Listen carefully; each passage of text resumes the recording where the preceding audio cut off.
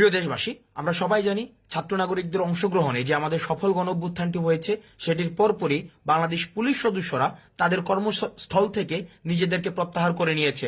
আজকে কিছুক্ষণ আগে আমি দেখতে পেলাম যে তারা 11টি দফা দাবি দিয়েছে, অর্থাৎ তারা যদি কর্মস্থলে ফিরতে চায় তাহলে 11টি দফা দাবি পূরণ করতে হবে। আমি প্রথম দফা দাবিটি আপনাদেরকে পড়ে শোনাচ্ছি। তারা বলতে চেয়েছেন যে পুলিশকে সংস্কার করে দলীয় প্রভাবমুক্ত জনগণের কল্যাণে নিয়োজিত করতে হবে। দেখুন, খুব আমরা যেই পুলিশকে আমরা দেখতে চাই দলীয় প্রভাব মুক্ত থেকে কাজ করার জন্য পুলিশকে সংস্কার করতে হবে, এটি তাদের প্রথম দফায় এই দাবিটি রেখেছে।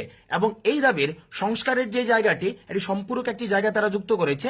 সেটি বলেছে, আমরা যে রঙের ইউনিফর্ম পরিধান করে কলঙ্কিত হলাম সেই পোশাকের রং পরিবর্তন করে কনস্টেবল থেকে আইজি পর্যন্ত একই ড্রেস কোড নিশ্চিত করতে হবে। এটি ছিল তাদের প্রথম দফার